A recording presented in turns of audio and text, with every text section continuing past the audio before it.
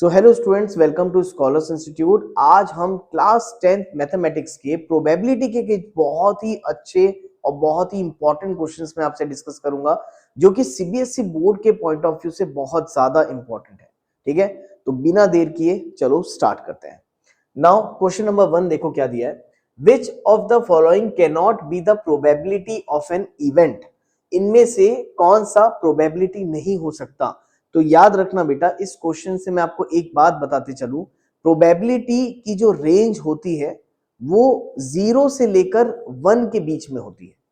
Probability minimum 0 हो सकती है और मैक्सिमम 1 हो सकती है। और जब भी कोई किसी भी क्वेश्चन का तुम प्रोबेबिलिटी निकालोगे ना, तो उसका आंसर इन्हीं के बीच में निकलेगा, 0 और 1 से बीच में। अगर प्रोबेबिलिटी 1 से ज्यादा आ रहा है तो भी गलत है, और प्रोबेबिलिटी 0 से कम यानी अगर नेगेटिव में आ रहा है तो भी गलत है। इस बात को ध्यान रखते हुए इस क्वेश्चन का आंसर मुझे बताओ क्या आएगा। इसका आंसर आएगा -0.5। ये प्रोबेबिलिटी नहीं हो सकती। प्रोबेबिलिटी कभी भी नेगेटिव में नहीं हो सकती। क्वेश्चन नंबर 2 देखो क्या दिया है।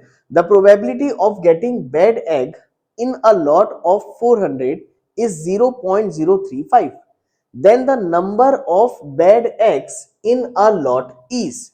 भाई आपको ये बोला है कि probability of getting bad egg of lot of 400 is 0.035।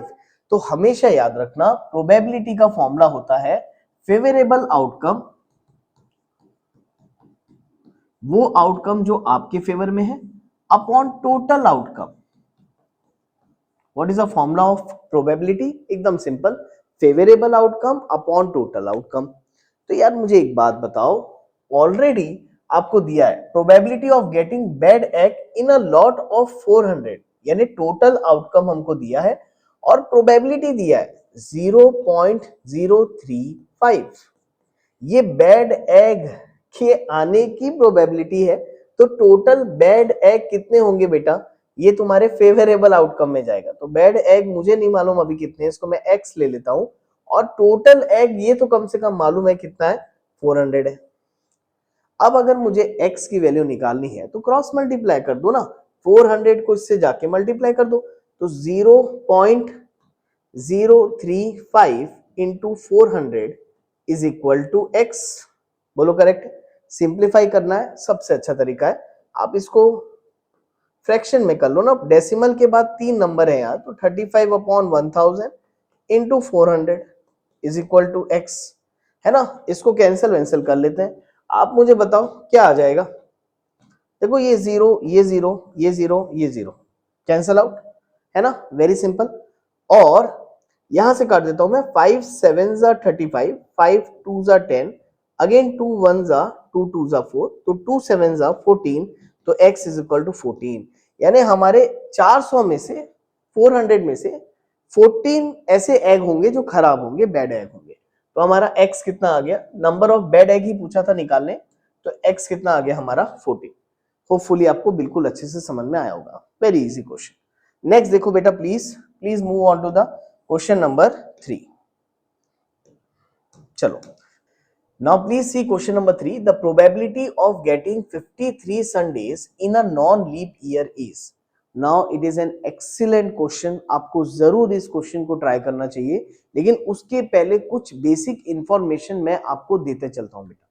सबसे पहले यार देखो, यहां पर नॉन लीप ईयर की बात कर रहा है, तो मैं कुछ बेसिक फंडा आपका क्लियर कर देता हूं। ठीक है, इस वैरायटी के टोटल 2 क्वेश्चन आते हैं, या बोलना चाहिए इसी क्वेश्चन को हम 2 क्वेश्चन बना सकते हैं। एक तो ये नॉन लीप ईयर इज दिया है 53 संडे वाला, और अगर मैं ये नॉन को हटा दूं तो लीप ईयर में भी 53 संडे का प्रोबेबिलिटी निकालने वाला क्वेश्चन आता है एग्जाम में। लेकिन इसके लिए आपको बेसिक चीजें मालूम होनी चाहिए। क्या बेसिक चीजें? देखो यहां पर सबसे पहले यार, नॉन लीप ईयर में टोटल डेज कितने होते हैं ये आपको मालूम होने चाहिए। तो इसमें टोटल डेज कितने होते हैं बेटा? 365 डेज होते हैं, जिसमें कि 52 वीक्स होते हैं और 1 एक्स्ट्रा डे होता है। ये मैंने किसकी बात किया? ये मैंने नॉन लीप ईयर की बात किया। बोलो क्लियर है? और अगर मैं लीप ईयर की बात करूं, अगर मैं लीप ईयर की बात करूं तो लीप ईयर में टोटल 366 डेज होते हैं, जिसमें कि 52 वीक्स होते हैं और 2 एक्स्ट्रा डे होता है। 2 क्या होता है? एक्स्ट्रा डे होता है। बोलो करेक्ट है। और ये वाला पर्टिकुलर क्वेश्चन ये दोनों के लिए आता है, नॉन लीप ईयर के लिए भी आता है, लीप ईयर के लिए भी आता है। अब इसको टैकल कैसे करें? अब पहले तो ये देखो यार, नॉन लीप ईयर में भी 52 वीक्स है, लीप ईयर में भी 52 वीक्स है, तो 52 संडे तो पड़ेगा ही। अब अगर मैं 53 संडे होने की प्रोबेबिलिटी की बात कर रहा हूं, यानी मैं ये एक्स्ट्रा डेज की बात कर रहा हूं, ये 1 एक्स्ट्रा डे और ये 2 एक्स्ट्रा डे, क्योंकि इन एक्स्ट्रा डे में एक आध संडे पड़ गया तब जाकर के टोटल 53 संडे होंगे। बोलो राइट और नॉट? करेक्ट है। सबसे पहले मैं नॉन लीप ईयर की बात करता हूं यार। पहले आप मुझे एक बात बताओ, नॉन लीप ईयर में एक्स्ट्रा डे कितना है बेटा? तो अगर आप देखोगे तो नॉन लीप ईयर में 1 एक्स्ट्रा डे है। अब अगर मैं आपको बोलूं एक वीक में टोटल डेज कितने होते हैं, तो Monday, Tuesday, Wednesday, Thursday, Friday, Saturday, Sunday, total 7 days होता है हमारे पास। 7 का combination, Monday, Tuesday, Wednesday, Thursday, Friday, Saturday और संडे। बोलो करेक्ट है। तो अगर मुझे पूछा है कि भाई नॉन लीप ईयर में 53 संडे होने की पॉसिबिलिटी क्या है, तो वो तो यही है कि ये जो बचा हुआ एक दिन अगर संडे का पड़ जाए तो ऑलरेडी 52 संडे है हमारे पास, तो ये संडे मिलाकर के कितना हो जाएगा हमारे पास? 53 संडे हो जाएगा। तो मुझे यहां पर इस बात की प्रोबेबिलिटी जाननी होगी इसका आंसर जानने के लिए।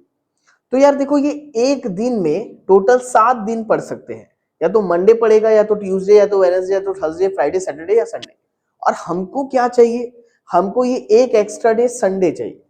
तो इस बात की प्रोबेबिलिटी क्या होगी आप बताओ? अगर मैं इसमें संडे को चूज करने की प्रोबेबिलिटी आपसे पूछूं तो इसका प्रोबेबिलिटी क्या हो जाएगा बेटा? एक संडे है आउट ऑफ 7 डेज, तो प्रोबेबिलिटी कितनी हो जाएगी? 1/7। तो इसकी भी प्रोबेबिलिटी का आंसर वही है।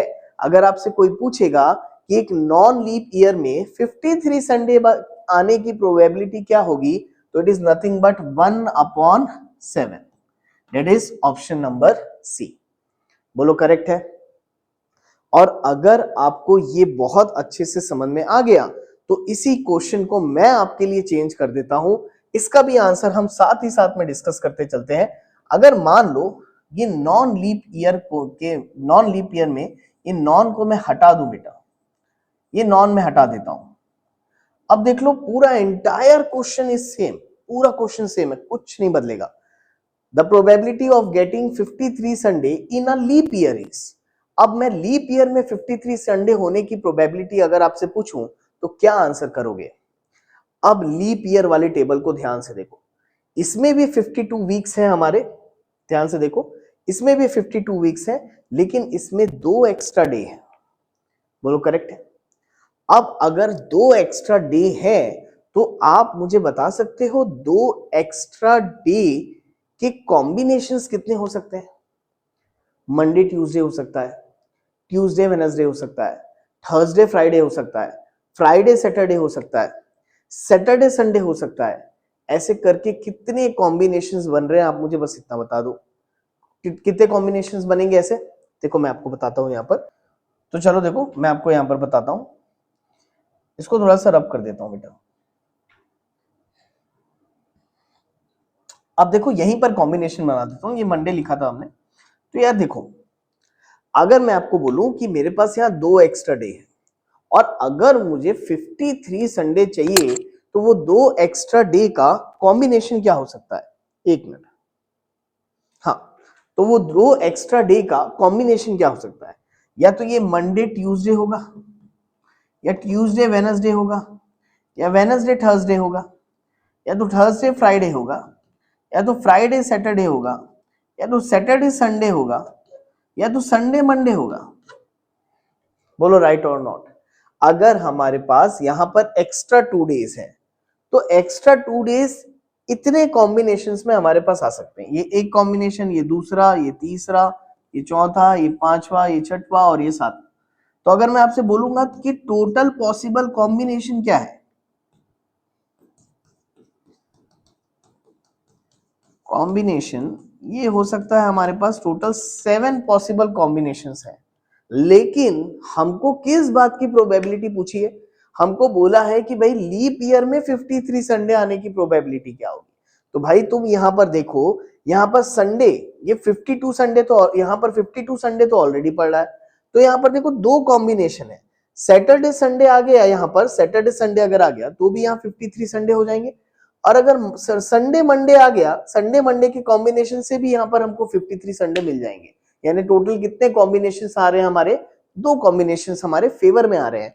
तो अगर मैं आपको अब प्रोबेबिलिटी पूछूं इस पर्टिकुलर क्वेश्चन में 53 संडे की प्रोबेबिलिटी लीप ईयर में क्या होगी, तो भाई यहाँ पर दो कॉम्बिनेशंस हमारे फेवर में आ रहे हैं, सैटरडे संडे और संडे मंडे। तो फेवरेबल आउटकम हो गया 2, आउट ऑफ टोटल आउटकम्स कितना हो गया 7, तो प्रोबेबिलिटी कितना हो गया 2/7।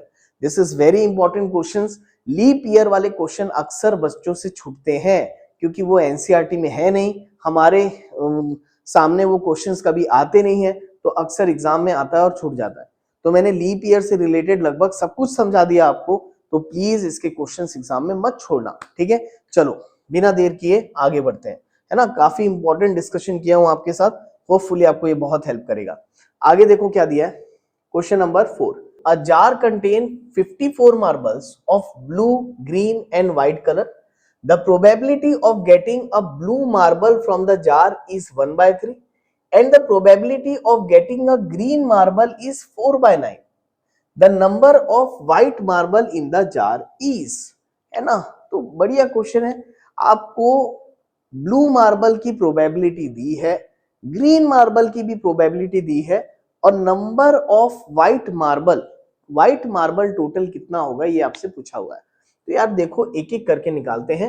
आपको टोटल मार्बल भी दिया है ना, टोटल मार्बल कितना दिया है 54 दिया है, तो ये बिल्कुल आराम से निकलेगा बिना टेंशन के।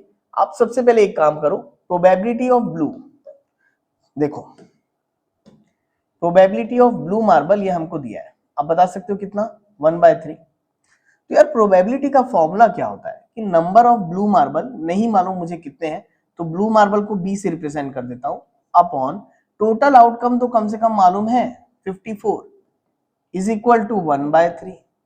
बोलो करेक्ट है ना।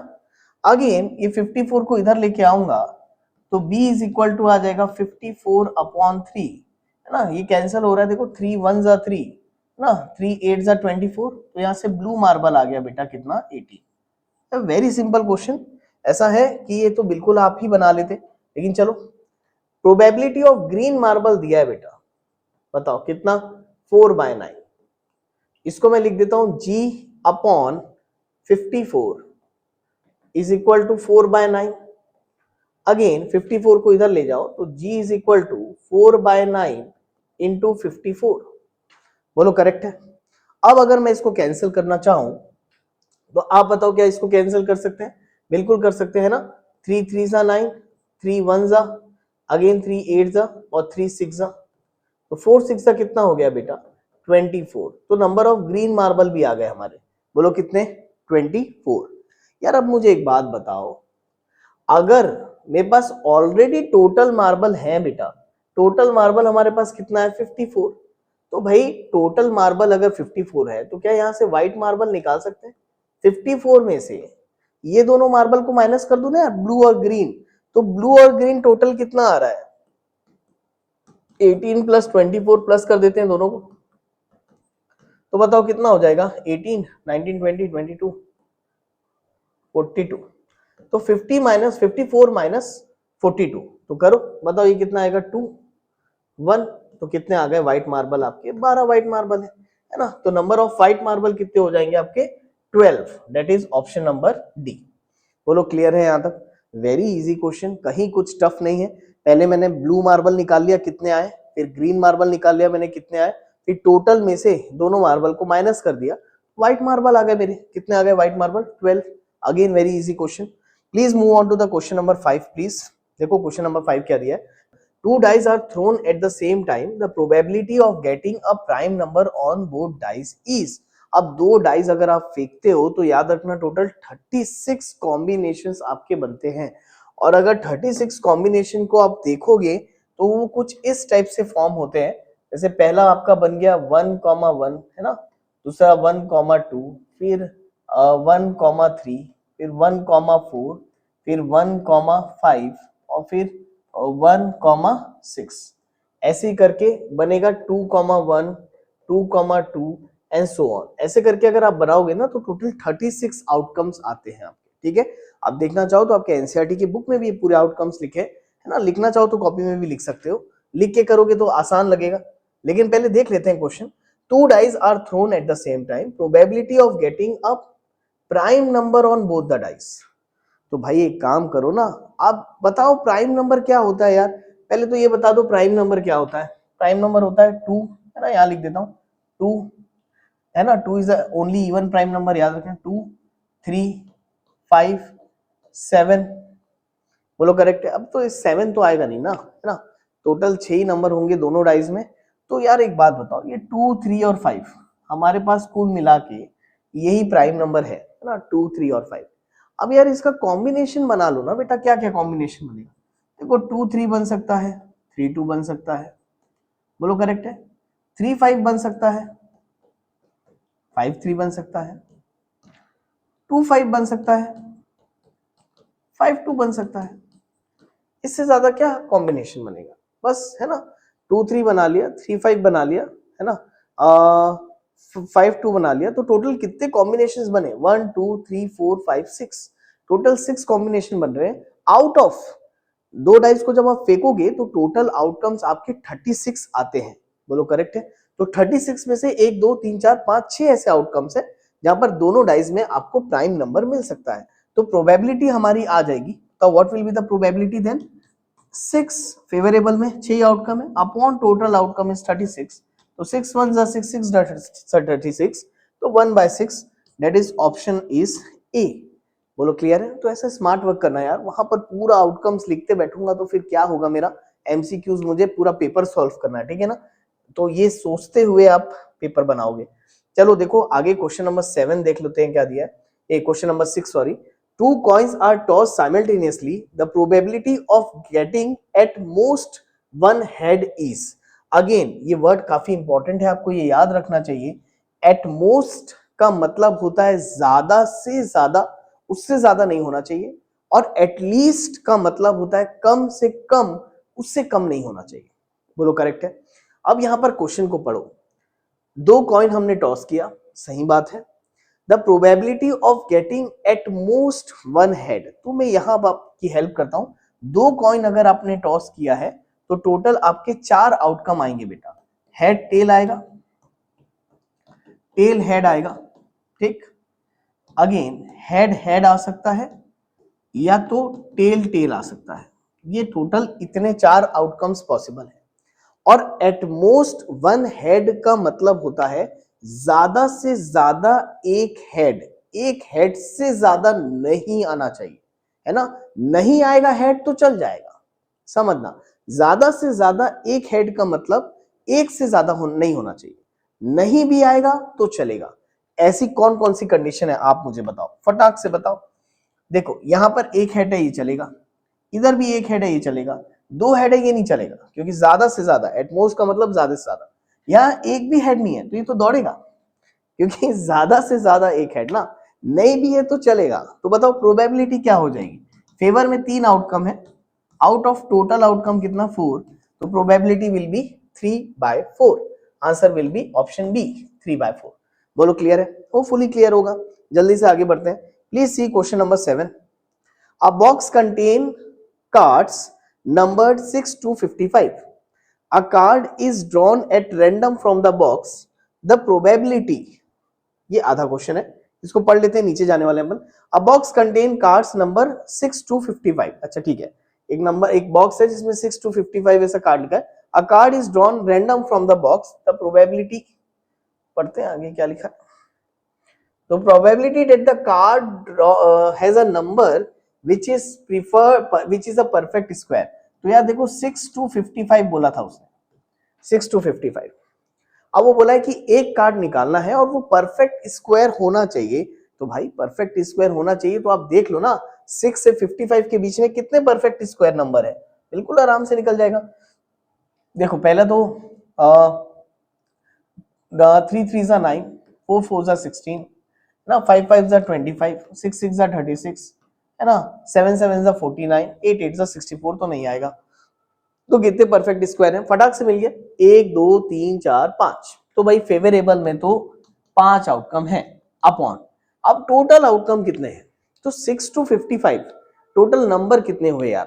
तो यार एक काम करो, देखो 55 तक तो है, तो 55 में से 6 माइनस कर दो ना आप, है ना। 55 में से अगर 6 माइनस करोगे आप तो कितना आ जाएगा बेटा 49। तो 5 upon 49 will be your probability. तो आंसर विल बी ये 5 upon 49, option D. Hopefully clear हो गया होगा, very easy question. Question number 8 में आ जाते हैं, चलो देखो क्वेश्चन नंबर 8 क्या दिया है। If PA denotes the probability of an event A, then probability की रेंज बताया। अरे बिल्कुल आसान है, इसको आपको स्कूल के टीचर्स नोट्स में लिखवाए होंगे। प्रोबेबिलिटी 0 से लेकर 1 के बीच में आती है ना। 0 हो सकती है कम से कम, ज्यादा से ज्यादा 1 हो सकती है, तो 0 और 1 के बीच में होगी। आप देखो यहाँ पर कौन सा आंसर सही होना चाहिए इसका, तो प्रोबेबिलिटी लेस देन 0 बिल्कुल नहीं हो सकती, ग्रेटर देन 1 हो ही नहीं सकती, 0 से ज्यादा और 1 से कम, और 0 और 1 भी हो सकती है। ये बिल्कुल करेक्ट आंसर है, ऑप्शन इज सी। ये तो देखते साथ टिक लगाने वाला क्वेश्चन है। क्वेश्चन नंबर 9 देखो, in a lottery there are 10 prizes and 45 blanks, the probability of getting a prize is. अच्छा ठीक है, in a lottery there are 10 prizes and 25 blanks, तो भाई टोटल कितना हो गया 25 प्लस 10 टोटल हो गया 35, और प्राइज आने की प्रोबेबिलिटी पूछ रहा है यार। ये तो एकदम आसान क्वेश्चन है, 10 अपॉन 35 हो गया, कैंसिल कर दो, 5 2 जा 10, 5 7 जा 35, तो 2/7, 2/7 ये 2 upon 7 is your answer, that is option number D. बोलो क्लियर है। लास्ट क्वेश्चन, क्वेश्चन नंबर 10 हम अपने इस वीडियो लेक्चर का करेंगे। देखो क्या दिया है, a card is drawn from a well shuffled deck of 52 cards, the probability of getting a face card और a king is. Again card की बात आई तो मैं आपको अगेन इसमें कुछ बेसिक बताते चलूं, क्योंकि होपफुली आप एग्जाम के पहले ही ये लेक्चर देख रहे होगे, तो कुछ ना कुछ बेसिक तो आपको कार्ड्स के बारे में मैं बता के यहाँ पर चलता हूँ, ठीक है। सबसे पहले याद रखना, कार्ड में 4 टाइप के कार्ड होते हैं। एक आपका होता है हार्ट, एक आपका होता है ना डायमंड, एक होता है आपका क्लब, और एक होता है आपका स्पेड, है ना। ये हो गया लाल पान, ईट, काला पान, चिड़ी, हिंदी में बोलते हैं, ठीक है। तो हार्ट के आपके टोटल 13 कार्ड होते हैं, डायमंड के आपके 13 कार्ड होते हैं, क्लब के आपके 13 कार्ड्स होते हैं, स्पेड के भी 13 होते हैं। याद रखना ये दोनों रेड कलर के कार्ड होते हैं और ये दोनों आपके ब्लैक कलर के कार्ड होते हैं। बोलो करेक्ट है, ये सब चीजें आपको बिल्कुल अच्छे से याद होनी चाहिए। टोटल कार्ड आपके 52 होते हैं, इसमें से भी 2 बिल्कुल अच्छे से याद रखो। एस, एस यानी होता है इक्का, तो हर एक के एक एक एस होते हैं बेटा, तो टोटल एस कितने होते हैं 4। और इसके बाद नेक्स्ट कॉलम में आप फेस कार्ड के बारे में भी याद रखो, हर एक में 3 फेस कार्ड होते हैं ना, 4 लिख दिया मैंने, हर एक में 3 फेस कार्ड होते हैं। तो टोटल फेस कार्ड कितने होते हैं आपके 12, हार्ट के 3, डायमंड के 3, क्लब के 3, स्पेड के 3। फेस कार्ड क्या होता है ना, गुल्लू बादशाह बेगम, जिसमें चेहरे बने होते हैं उसको फेस कार्ड बोलते हैं, ठीक है। तो टोटल फेस कार्ड कितने हैं हमारे पास 12। अच्छा, हर एक में एक एक किंग होगा, हर एक में एक एक क्वीन होगा, हर एक में एक एक जैक होगा। तो ये सब चीजें आपको बेसिक मालूम होंगी। ये टेबल बहुत इंपॉर्टेंट है, आप इसको बिल्कुल अच्छे से याद रखो। मिनिमम आपको इतना तो कार्ड्स के बारे में नॉलेज होना चाहिए। अब आ जाओ वापस से क्वेश्चन में, आपको प्रोबेबिलिटी किस चीज की निकालने बोला है, probability of getting a black face card और अ किंग। और का मतलब होता है बेटा या तो ब्लैक कलर का फेस कार्ड चलेगा या तो ब्लैक कलर का किंग चलेगा, है ना। तो यार एक बात बताओ, ब्लैक फेस कार्ड और अ किंग, यानी कि किंग जो है वो कोई भी इसका आ सकता है। तो पहले मुझे एक बात बताओ, बहुत ही बढ़िया क्वेश्चन है ये, इसको ना एकदम ध्यान से करना। पहले मुझे एक बात बताओ, ये देखो ये पूरे फेस कार्ड है, इसमें ब्लैक फेस कार्ड कितने होंगे बेटा? देखो ये दोनों ब्लैक कलर के होते हैं, तो ब्लैक फेस कार्ड ये हो गए। तो यार मुझे बताओ, ब्लैक फेस कार्ड ये कितने हो गए? 3 3 6। लेकिन याद रखना, इसमें हमने ऑलरेडी क्लब और स्पेड की किंग को कंसीडर कर लिया है, दोबारा मत कर लेना। क्लब और स्पेड की किंग किंग को ऑलरेडी हमने यहां पर कंसीडर कर लिया है 6 में। अब ध्यान दो, अब उसने बोला है और अ किंग, तो भाई किंग और किसका बच गया, है ना? हार्ट और डायमंड का किंग आ जाएगा तो चलेगा, या तो ब्लैक कलर में फेस कार्ड आ जाए, या तो रेड कलर का अगर किंग आ गया तो भी चल जाएगा। तो यार रेड कलर के किंग कितने हुए? हार्ट का एक किंग होगा, डायमंड का एक किंग होगा, तो रेड कलर का किंग हमारे पास है 2 ठो। ब्लैक को तो ऑलरेडी यहां कंसिडर कर लिया, यहां 2 और है। तो टोटल फेवर में कितने आउटकम हो गए? 6 7 8। टोटल कितने हो गए? 8। Now what will be the probability then? तो प्रोबेबिलिटी हो जाएगा 8 अपॉन टोटल कार्ड 52 है, तो 8 अपॉन 52। बोलो क्लियर है? अगेन इसको कैंसिल कर देते हैं, 4 से कैंसिल कर देते हैं। 4 2 जा 8, 4 1 जा 4, 1 4 3 जा 12। तो प्रोबेबिलिटी आ रही है 2 upon 13। 2 upon 13, option number C will be your answer. Excellent question. तो मैंने यहाँ पर कार्ड्स, डाइस, कॉइन से लेकर के हर एक बेसिक बेसिक कंसेप्ट वाले क्वेश्चंस जो बोर्ड्स के पॉइंट ऑफ व्यू से काफी इंपॉर्टेंट है, सारे कवर करने की कोशिश की है। होपफुली आपको वीडियो लेक्चर अच्छा लगा होगा। अगर अच्छा लगा होगा तो वीडियो को बिल्कुल लाइक करना, अपने फ्रेंड्स के साथ शेयर करो। प्लेलिस्ट में और भी मेरे एमसीक्यूज के लेक्चर्स हैं, उसको जरूर चेकआउट करना। तो मिलते हैं नेक्स्ट लेक्चर में। Thank you class, have a nice day, bye bye बेटा।